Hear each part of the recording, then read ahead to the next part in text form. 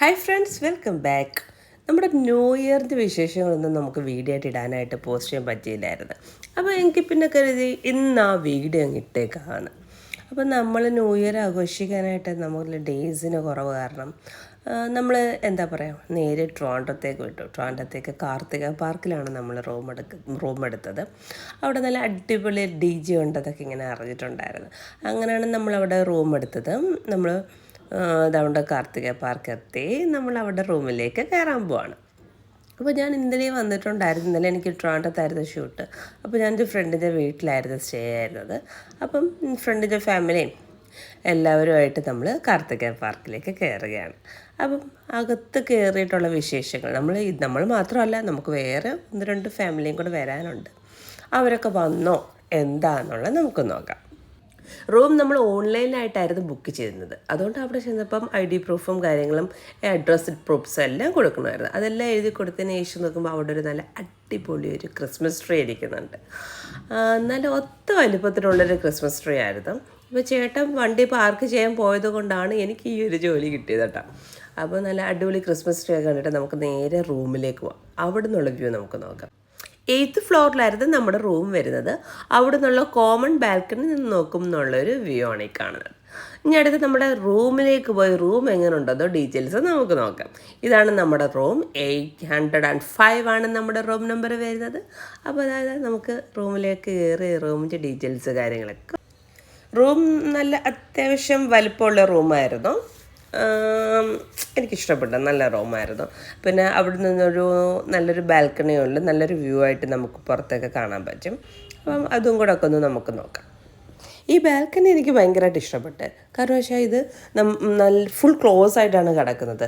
നമുക്ക് വേണമെങ്കിൽ ഇത് ഓപ്പൺ ചെയ്തിടാനും പറ്റും. ഇപ്പോൾ കുട്ടികൾ മാത്രമേ റൂമിലുണ്ടെങ്കിൽ പോരും, അല്ലെങ്കിൽ കുട്ടികൾ മാത്രം ഒറ്റയ്ക്കായിട്ട് ബാൽക്കണിയിൽ ഇറങ്ങുന്നതെങ്കിൽ പോലും നമുക്ക് ടെൻഷൻ ആവേണ്ട കാര്യമില്ല. ഫുൾ ക്ലോസ്ഡ് ആണ്. നമുക്ക് വേണമെങ്കിൽ അത് ഓപ്പൺ ചെയ്തിട്ട് നല്ല അടിപൊളി കാറ്റ് വരികയും ചെയ്യും. അപ്പോൾ ഇതാണ് റൂമിൻ്റെ വെളിയിലോട്ട് നോക്കുമ്പോൾ കാണുന്നുള്ളൊരു വ്യൂ. വന്നത് ഒന്നും അറിഞ്ഞില്ല. അപ്പോഴത്തേക്ക് ഈവനിങ് ആയി. നമ്മൾ ഡ്രസ്സൊക്കെ മാറി DJ റൂമിലേക്ക് പോകാനായിട്ട് റെഡി ആവുകയാണ്. അപ്പോൾ നമ്മൾ റെഡിയായി, ബാക്കിയുള്ളവരൊക്കെ റെഡി ആയിട്ടുണ്ടോ എന്ന് നോക്കാം. ഇതാണ് നമ്മുടെ ഫുൾ ഫാമിലി, ഇതാണ് നമ്മൾ ഫുൾ ഫ്രണ്ട്സ്.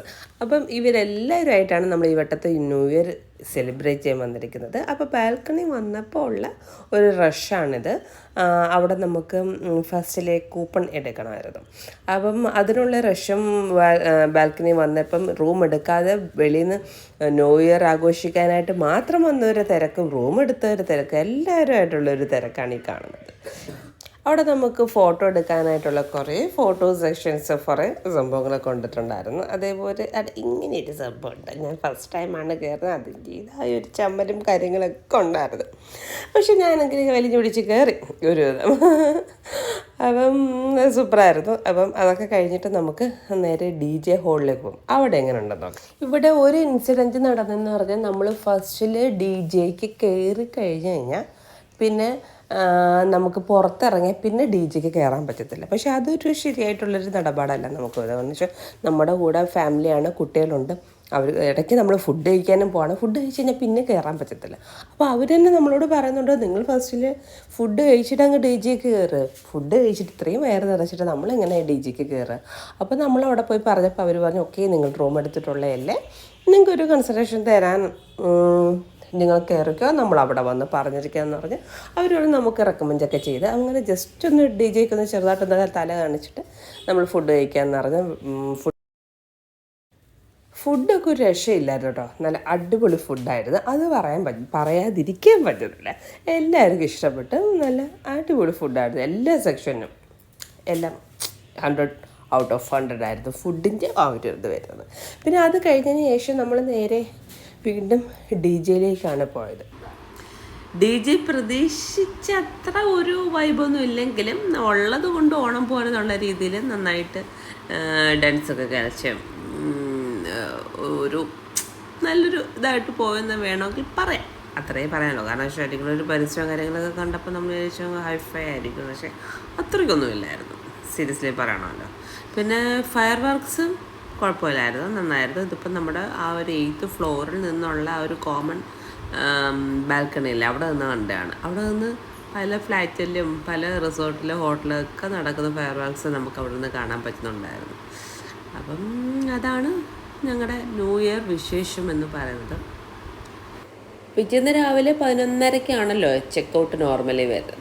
അപ്പോൾ രാവിലെ തന്നെ ഉണർന്നും നമ്മൾ പൂൾ സെക്ഷനിലേക്കൊക്കെ പോയി പൂളിലൊക്കെ ഒന്ന് ചാടി കുളിച്ചിട്ട് പോയിരുന്നു. കാരണം വിഷ്ണുചേട്ടൻ മോനെ എടുത്തുകൊണ്ട് നിൽക്കുന്നുണ്ട്. അങ്ങനെ അത് കഴിഞ്ഞിട്ട് റൂമിൽ നിന്ന് ചെക്കൗട്ട് ചെയ്ത് നമ്മുടെ ലഗേജൊക്കെ വന്ന് എടുത്തിട്ടുണ്ടായിരുന്നു. ചെക്കൗട്ട് ചെയ്ത് നമ്മൾ വന്ന് ബില്ലൊക്കെ പേയ്മെൻറ്റ്സ് ചെയ്ത് അപ്പോഴാണ് മനസ്സിലായത് എക്സ്ട്രാ ഒരാളുണ്ടായിരുന്നല്ലോ, പ്രണവ്.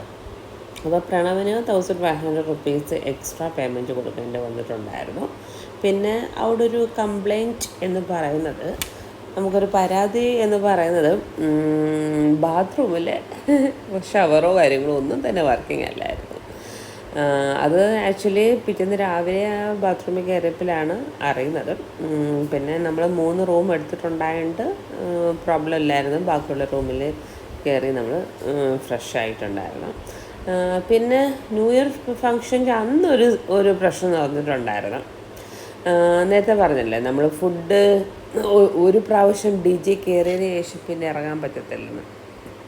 അതേപോലെ 11 മണിയാകുമ്പോഴത്തേക്ക് നമുക്ക് ഈ DJ എമൗണ്ട് എടുക്കുന്ന കൂട്ടത്തിൽ നമുക്കൊരു ഫ്രീ കോംപ്ലിമെൻ്റ് ആയിട്ടൊരു ബിയർ അല്ലെങ്കിൽ ഒരു ലിക്വർ അങ്ങനെ എന്തെങ്കിലും എന്തോ ഒന്ന് പറയുന്നുണ്ടായിരുന്നു.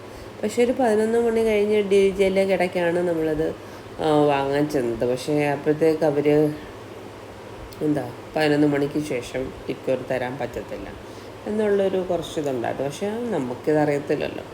ചെല്ലുമ്പോൾ അവർ പറയണമായിരുന്നു ഇത്രയൊക്കെ 11 മണിക്ക് ശേഷം കോംപ്ലിമെൻറ്റ് സംഭവങ്ങളൊന്നുമില്ല, അതിന് മുമ്പേ നിങ്ങൾ ചോദിച്ച് വാങ്ങണം എന്നൊക്കെ ഉള്ളത് പറയണമായിരുന്നു. പക്ഷെ അതൊന്നും അവർ പറഞ്ഞിട്ടില്ല. അതാണ് ചെറിയൊരു കംപ്ലൈൻറ്റ് നമുക്ക് നമ്മുടെ ഒരു സൈഡിൽ നിന്ന് പറയാനുള്ളത്. പിന്നെ ബാക്കിയൊക്കെ കുഴപ്പമില്ലായിരുന്നു. അപ്പം നമ്മുടെ ചെക്കൗട്ട് ചെയ്ത് റൂമിലേക്ക് കയറി, കാറിലേക്ക് കയറി. ഇനി ഇവിടെ നിന്ന് നമ്മളിനി നേരെ 1-2 പ്ലാൻസൊക്കെ ഇട്ടിട്ടുണ്ട്.